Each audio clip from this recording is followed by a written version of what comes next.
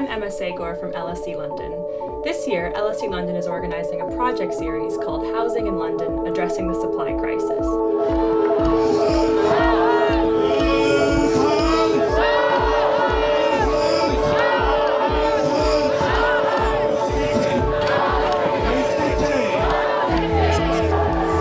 part of this project series, we're bringing together stakeholders and different people involved in housing in London to discuss various themes about housing. One of those is alternative housing.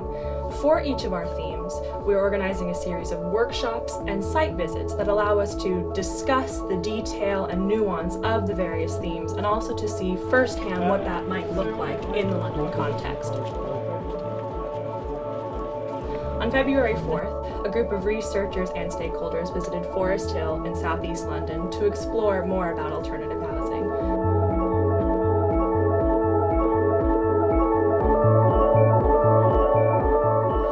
What is alternative housing? We all know what standard London housing is: long streets of Victorian terraces, 1960s council blocks. But what's alternative? Well, it could mean social alternatives, some kind of communal living in the same space where you work, building something together with your neighbors. It could mean technological alternatives, building your own home, for example, or using some kind of unusual and novel materials. We started our visit at Walter's Way. Walter's Way is named for Walter Siegel, a German architect who designed a system for self-building. This is a cul-de-sac with 13 houses that were built by the people that lived in them in the 1980s. I think when they built the original houses, it probably took them around 2 years or something. But they were all mostly working. That's my understanding of it. They were kind of all doing day jobs and stuff, and then coming and doing it weekends and all the rest of it to try and finance it and the rest of it. But I also understood that it was kind of the plots were something like 15 grand each, and they spent about 23 grand in materials or something, and 2 years of their time.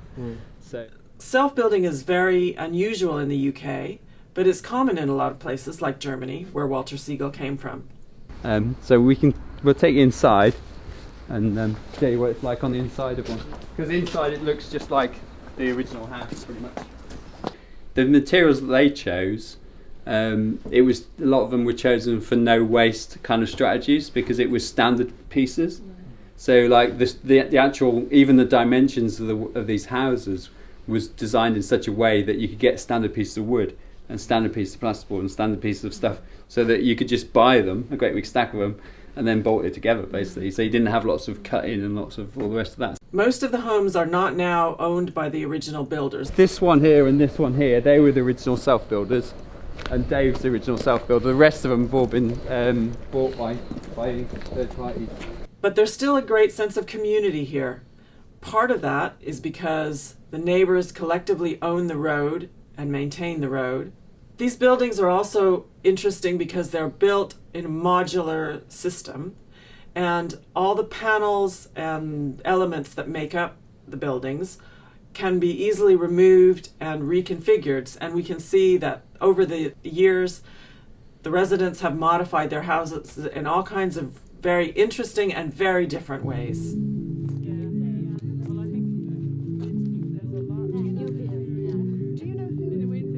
So for our second site visit, we visited Featherstone Lodge, which is a Victorian mansion that was most recently used as a drug treatment centre. It is highly institutional. You've got long corridors with rooms off the side.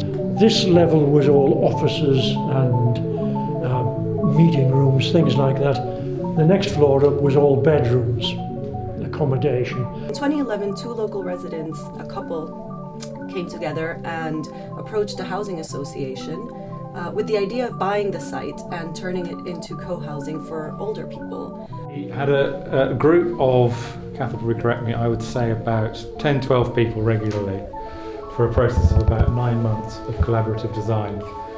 This was the second of these processes we'd got involved in, another one in Muswell Hill, also in Hanover, closely tagging it.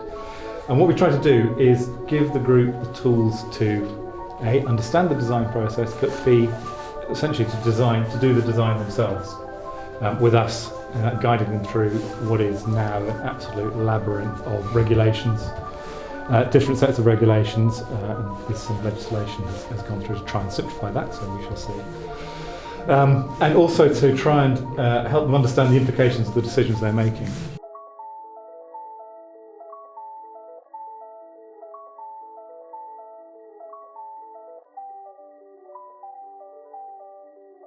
As people get older, the biggest single issue that affects people is isolation.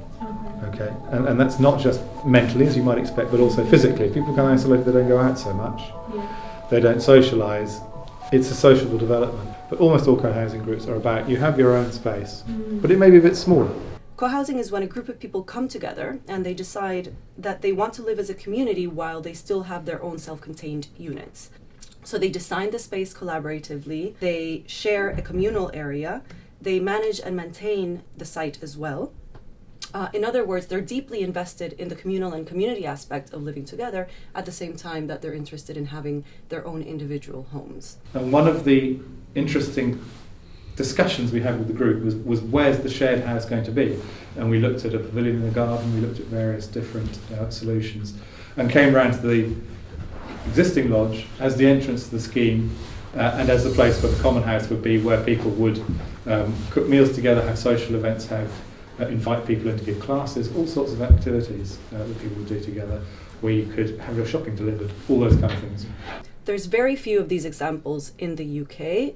Featherstone Lodge is one of 5 London co-housing projects that is currently underway.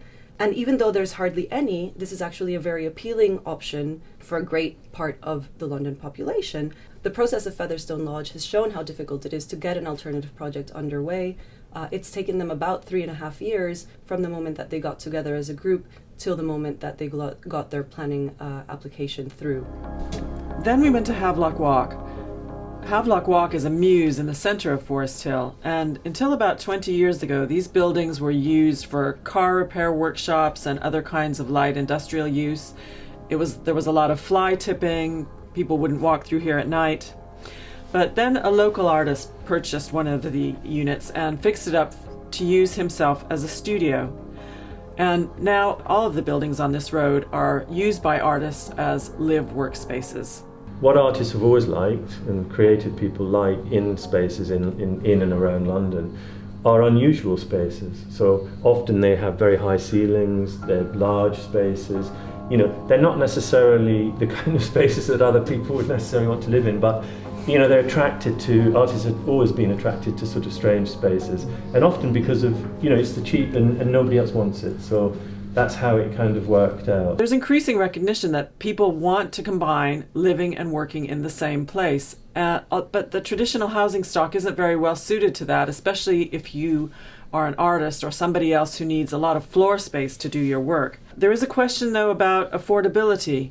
When this street was first being developed 20 years ago, these were very cheap spaces for artists who didn't have a lot of money. You know, when we bought these buildings, everybody bought into it at a very affordable price. And people like what artists create. Artists tend to move to different areas of London, and it does start to regenerate. But now that the whole area has been developed and it's recognized locally as an art centre, it's become very chic to live here, and some of the units sell for more than £1 million. So, in their distinctness, what each of these examples show is that they are truly alternative housing offers in the London landscape, both physically and socially, while at the same time they demonstrate the difficulties that are associated with these kinds of developments. Particularly what we see with the 3 cases is the difficulty of maintaining that alternative characteristic over a long period of time, if what we consider alternative, or a large part of what we consider alternative, is social mix and affordability.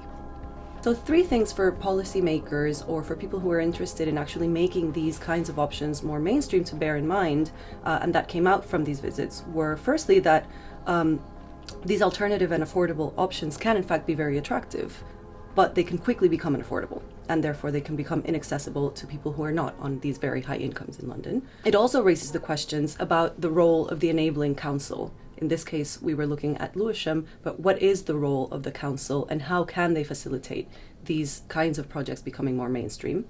And thirdly, and finally, and this is a topic that brings together all of the strands of our research project, is the issue of land, the centrality of land to thinking about housing in London, whether alternative or traditional. What we see in cases like the Walter Segall project is that the constructions may well be below the traditional house building cost, but the cost of land will make these houses in the end just as expensive, if not more expensive, than other kinds of houses. So our project is really about overcoming barriers to delivering new supply, and it's a knowledge exchange project. So while we're not technically doing new research, we're trying to bring together multiple different stakeholders in a conversation that can really illuminate and move the conversation forward. As I think we all know, there's a lot of attention being given to housing in London right now, but a lot of the debate is perhaps misinformed, or it gets muddled because it gets over-politicized, over-simplified, over-polarized. And so on these workshops and these site visits, what we're really trying to do is bring together around a table, or even out in these various communities, a group of people who can discuss the real obstacles, the real realities, and eventually get to real solutions. On this visit, we had a wide variety of various different stakeholders, people from the GLA, academics, people who were involved in the projects themselves. And at the end, everyone did feel like they had a better understanding than perhaps they once did or did before about what alternative housing really is and how it could be a part of the solution to the supply crisis.